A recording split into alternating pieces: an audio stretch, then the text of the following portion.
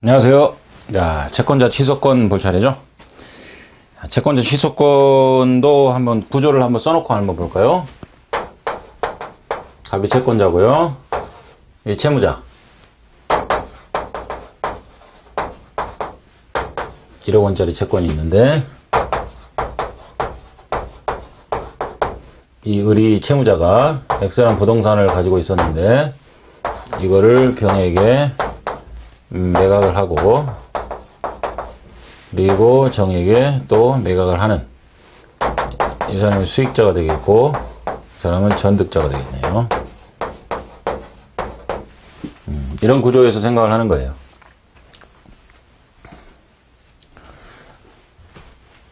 그래서 한번 개념을 한번 볼까요? 자, 채권자 취소권이란 채무자가 채권자를 해침을 알면서 자기의 일반 재산을 감소시키는 법률행위를 한 경우 채권자가 그 법률행위를 취소하고 재산을 원상으로 회복하는 것을 내용하는 권리.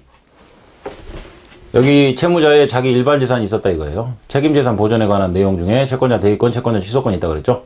그래서 이거를 감소시키는 행위를 했다. 팔아버렸다. 예를 들어서 그랬을 경우에는 이거를 취소하고 그리고 이를 원상회복시키는 이러한 권리를 채권자 취소권이라고 하고 사행위 취소권이라고도 부릅니다.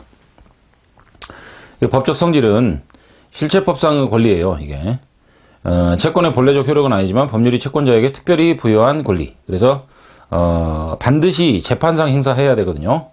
그렇지만 이는 권리 행사 방법이기 때문에 이게 헷갈릴 수 있어요. 재판상 반드시 행사해야 된다고 생각을 하다 보니까 이게 소송상의 권리가 아닌가 이렇게 연상이 될 수 있잖아요.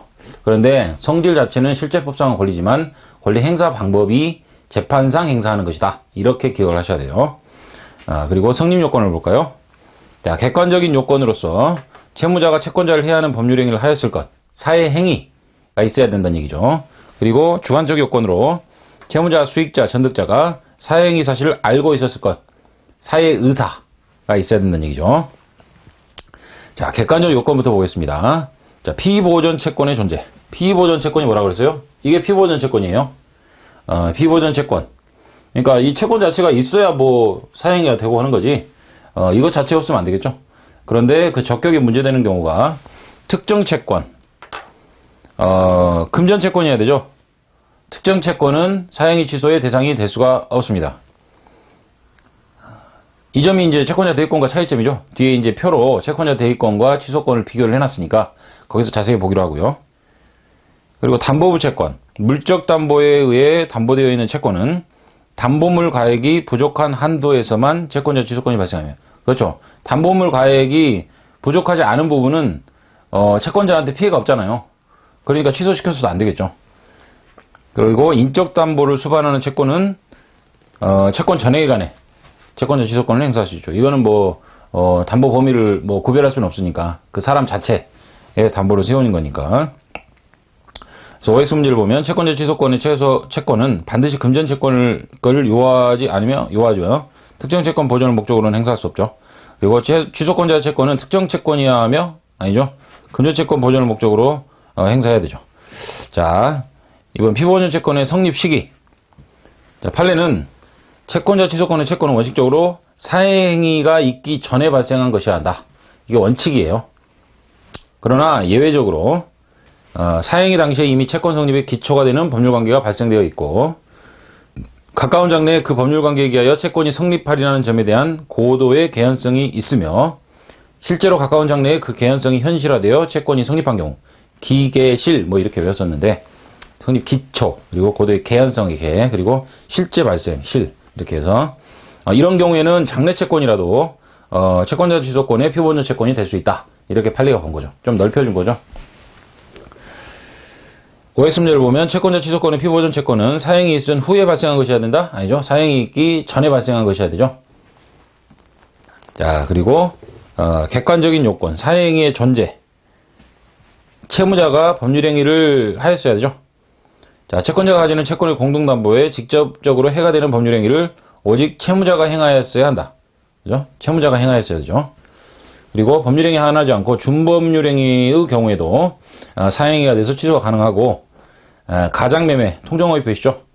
에 해당해서 무효인 법률행위에 대해서도 채권자 취소권을 행사할 수 있다고 봅니다. 판례는. 이게 무효와 취소의 이중효라고 그래요. 그러니까 무효인 법률행위도 취소 사유가 있으면 취소할 수 있고요. 또 취소인 법률행위도 별도로 무효인 사유, 그러니까 사실행위가 있더라도 사실관계가 어떤 있어도 그걸 법률적으로 평가하는 거는 여러 가지로 평가할 수 있잖아요. 그래서 각각의 법률 요건에 해당하면 거기에 따른 어떤 법적인 처분을 하는 거는 그걸 막을 이유는 없다는 얘기예요. 그죠? 그걸 선택하는 문제지. 그죠? 그리고 채무자가 한 법률행위여야 되죠.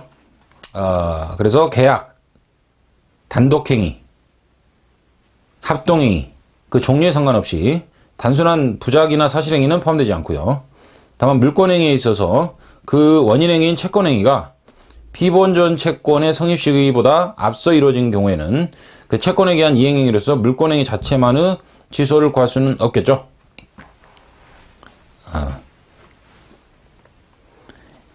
사형이 성립하기 전에, 있기 전에 발생한 것이어야 되니까, 채권이. 자, 그리고 판례는, 자, 소유권 이전 등기 청구권 보존을 위한 가등기. 이런 가등기 모습이 있죠.